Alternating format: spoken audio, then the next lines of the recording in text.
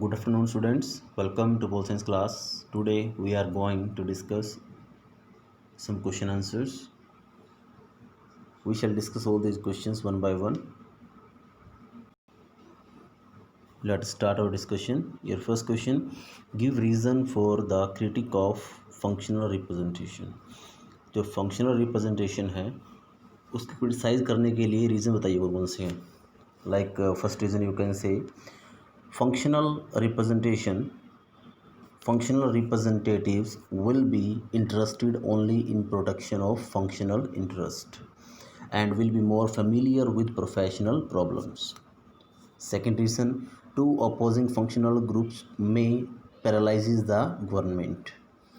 Third reason, under this system, the legislature would be composed of the representatives of organized interests and not of the people residing in a particular geographical areas.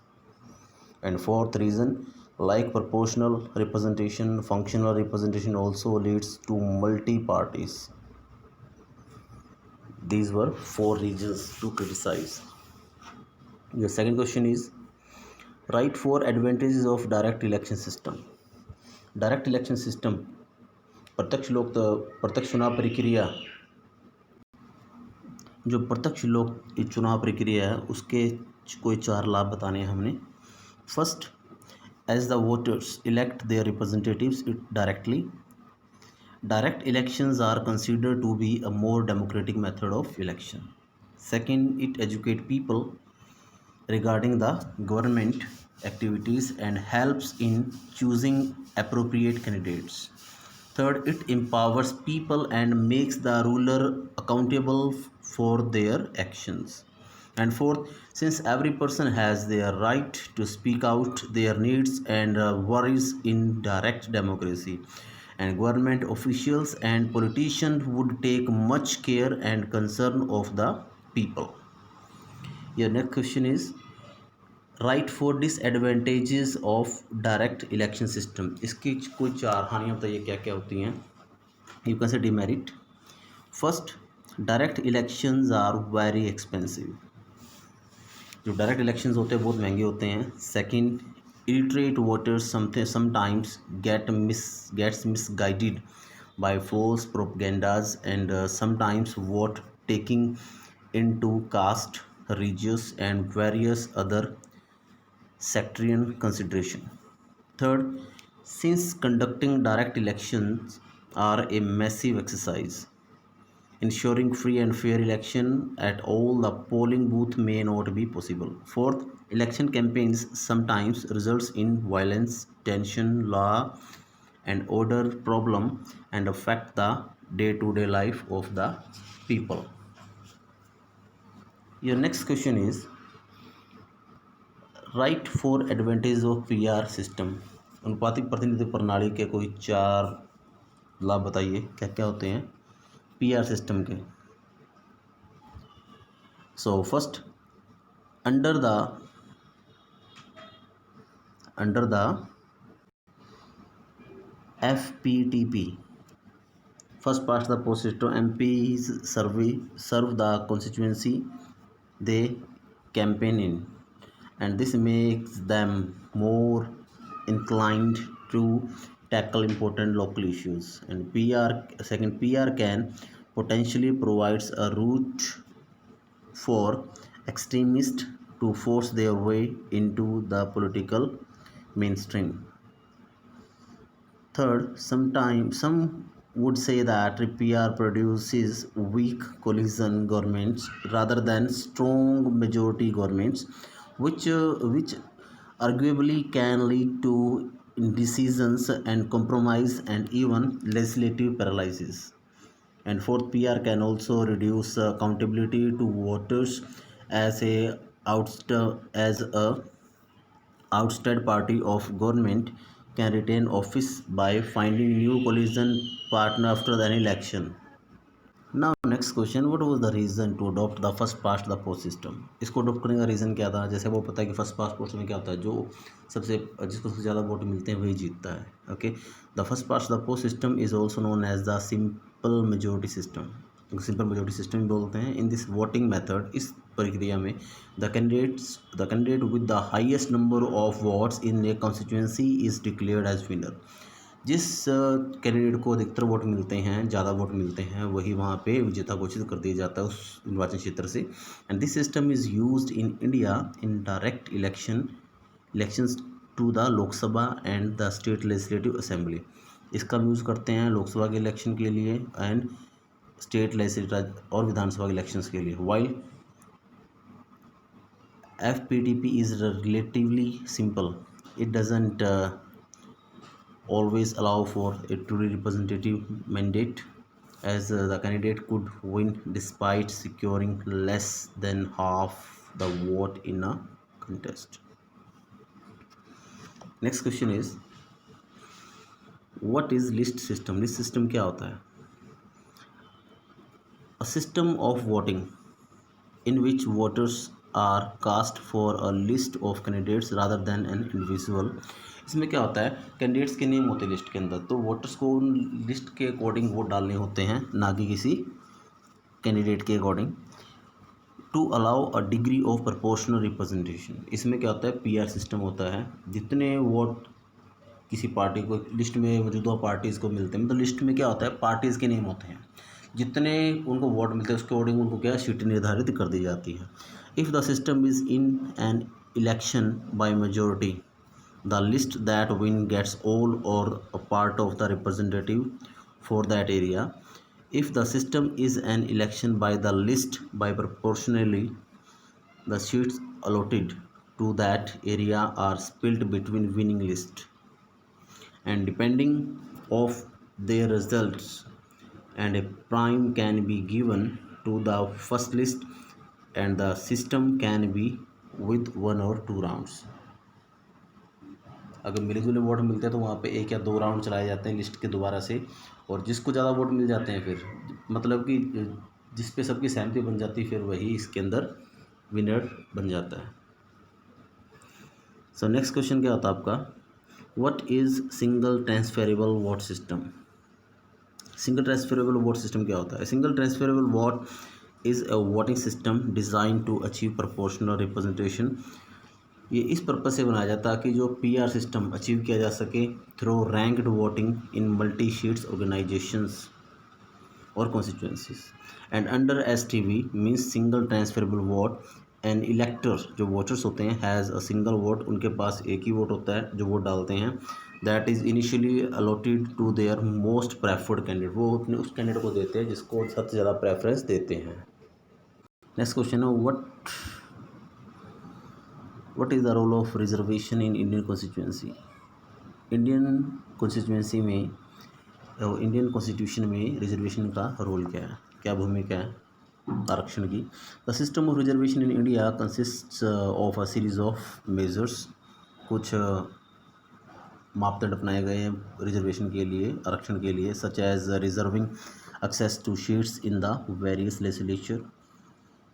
कुछ seat reserve की गई है कुछ legislatures के under, and to government job में, and to the enrolment in higher education institution. जो institution है वहाँ पे इनका कुछ कोटा निर्धारित किया गया, कुछ जॉब्स के अंदर और कुछ विधानसभा वगैरह में। And the reservation nurseries the historically disadvantaged caste and tribes, मतलब उनका रिजर्वेशन उन कास्ट को मिलती है जो अब तक पिछड़े हुए, जो बैकवर्ड में काउंट होते हैं, शेड्यूल कास्ट है, शेड्यूल ट्राइब्स है, listed as scheduled caste, scheduled tribes and by the government of India, and those designed as other backward classes also, जिसको आप OBC बोलते हो, and also economically backward general, और general category candidate है लेकिन वो economically backward है, गरीब है, एक्सट्रीमली पुअर हैं, तो वो भी इसके अंदर काउंट होते हैं। So the reservation is undertaken to address the historic oppression, inequality and discrimination faced by those community and to give these community a place। मतलब इसमें वो कम्युनिटी आती है जिनको डिस्क्रिमिनेशन फेस किया जिन्होंने पहले काफ़ी, तब उनको सिक्योर करने के लिए एक रिजर्वेशन पॉलिसी स्टार्ट की गई है। So it is intended to realise the promise of equality enshrined in the constitution. ये सही बनाई गई है ताकि ये भी so that they should enjoy the right of equality. So your next question is, what right merits of adult franchising? adult franchising merit क्या क्या होती, क्या गुण होते हैं, क्या लाभ है? और फर्स्ट क्या होता है, बेस्ड ऑन पॉलिटिकल इक्वालिटी। जो अडल्ट फ्रेंचाइजी है, ओके, ये किस पे बेस्ड होती है? इक्वालिटी पे। Means everybody has right to cast is vote. Second है promotes national unity. Adult franchise क्या करती है? Spread the message that all the citizens are equal. ये एक मैसेज देती है कि सारे भारत के नागरिक क्या हैं? एक समान है। नो वन इज़ प्रिविलेज्ड, मतलब किसी को विशेषाधिकार नहीं है। तो इससे क्या बढ़ती है हमारी? इट प्रमोट्स नेशनल यूनिटी, इससे राष्ट्रीय एकता बढ़ती है। नेक्स्ट क्या है? पॉलिटिकल अवेकनिंग, मतलब इसमें क्या होता है? अवेयरनेस लेकर आती है लोगों के अंदर। This system rouses political awareness among the citizens. And your next question, mention some measures through which election could made be unbiased. मतलब जिससे कुछ ऐसे अपने तरीके बताने हैं,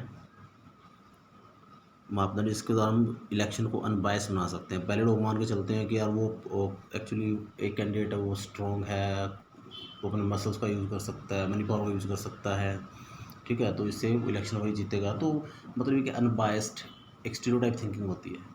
तो हमने कौन से तरीके, ऐसे तरीके सजेस्ट करने हैं जिससे मतलब जो हमारा जो इलेक्शन सिस्टम वो फेयर और फ्री हो सके। सो फर्स्ट क्या है? Transparency. Each step of the election process should be easily understood and open to scrutiny by the stakeholders. मतलब जो प्रोसेस वो ईजी होनी चाहिए ताकि हर एक वोटर और कैंडिडेट्स को समझ सके। जैसे वोटर्स है, पॉलिटिकल पार्टीज़ है, आउटसाइड ऑब्जर्वर्स है, अदर सब इस चीज़ को समझ सकें। And all result should be independently verifiable and audible. Second, privacy. The choice that each voter make should remain private. मतलब जो कैंडिडेट, जो वोटर है हमारा, जो अपने कैंडिडेट का सिलेक्शन करता है, उसकी जो प्राइवेसी है वो हमेशा बनी रहनी चाहिए, both during and after the election के दौरान, उसके बाद भी। क्योंकि इससे क्या होता है? इससे राइट फैल जाता है, दंगे फसाद हो जाते हैं कि तुमने उसको वोट क्यों दिया। It may be a reason of dispute. Third, integrity. Integrity means क्या था? Only eligible voters should be allowed. जो एलिजिबल है वोटर्स वही अलाउड होने चाहिए वोट डालने के लिए। And those votes must be protected from any alteration. Fourth, affordability. The election process must be affordable to government and its citizen in order to maintain sovereignty. And fifth क्या है? Accessibility. Accessibility means all eligible voters regardless of location, group membership or disability should have reasonable and equal opportunity to cast their ballots. Now come to next question, what is indirect democracy. Indirect democracy क्या होती है? अप्रत्यक्ष लोकतंत्र क्या होता है? In indirect democracy people participate in law making indirectly. इसमें लोग क्या करते हैं? कानून बनाने की प्रक्रिया में पार्टिसिपेट तो करते हैं लेकिन इनडायरेक्टली करते हैं। पीपल इलेक्ट सम रिप्रेजेंटेटिव, लोग अपने प्रतिनिधियों को चुनते हैं। And these representatives act according to the wishes of the people. और ये जो रिप्रेजेंटेटिव है, प्रतिनिधि है, ये लोगों के अकॉर्डिंग वर्क करते हैं, कि जो उनकी डिमांड्स हैं उनके अकॉर्डिंग वर्क करते हैं, जो उनकी प्रॉब्लम्स हैं उनके सोल्यूशन करने के लिए। Okay, so their main aim is to promote the welfare of the people. इनका मेन उद्देश्य क्या होता है? नागरिकों का विकास करना। So they frame laws for the state. तो वो क्या करते हैं? राज्यों के लिए कानून बनाते हैं। And run the administration in the best interest of the people. और प्रशासन को इस तरीके से चलाते हैं कि सभी लोग उसके अंदर खुश हो, सभी का विकास हो। The entire country is divided into equal electoral constituencies and from each constituency one representative is elected. अब क्या होता है? सारे देश में क्या होता है? सारे देश को निर्वाचन क्षेत्र में बांट दिया जाता है और हर एक निर्वाचन क्षेत्र से एक प्रतिनिधि को चुना जाता है। And the representatives are elected for a fixed period. ये 5 ईयर के लिए चुने जाते हैं। और राज्यसभा में तो राज्यसभा के सदस्य 6 सालों के लिए चुने जाते हैं। बाकी अपने लोकसभा के, विधानसभा, ये 5 सालों के लिए इनका चुनाव किया जाता है। and the representatives are elected for a fixed period and after the expiry of their term fresh elections are held. उसके बाद फिर दोबारा से fresh election कराए जाते हैं and this system prevails in almost all the countries of the world. Now next question is distinguishes between direct and indirect democracy. Direct और indirect democracy में क्या डिफरेंस होता है?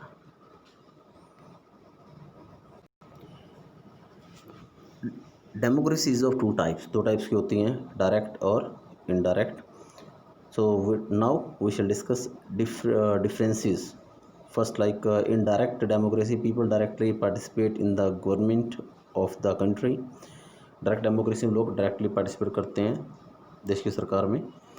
While indirect democracy, people indirectly participate in the government. Second, indirect democracy, people directly participate in law making process. और indirect democracy में indirectly participate करते हैं वो. Third, selection of magistrates is done directly in direct democracy. जो magistrate का जो selection होता है वो क्या होता है? डायरेक्ट डेमोक्रेसी द्वारा होता है. While in indirect democracy, selection of magistrate is done indirectly. And fourth, in direct democracy, the institutions of initiative, referendums and recalls exist, but no initiative and referendum is present in indirect democracy. Next question is how does the election commission ensure fair and free elections? कैसे जो चुनाव commission है वो क्या कर सकता है? चुनाव आयोग निष्पक्ष और स्वतंत्र इलेक्शन निर्धारित करता है. फर्स्ट क्या है, जैसे like election commission keeps a check on the role of money, मतलब जो पैसे का जो रोल है, भूमिका होती है इलेक्शन के दौरान, उस पर बैन लगाए. Second, election commission decides where polling booth should be set up so that electorates are not required to travel a long distance, मतलब इस तरीके से पोलिंग बूथ बनाए जाने चाहिए कि वोटर ज़्यादा दूर ना जाना पड़े. थर्ड कहते हैं election commission ensure that only those persons cast their vote who are entitled to, जो एलिजिबल है वही वोट डालें.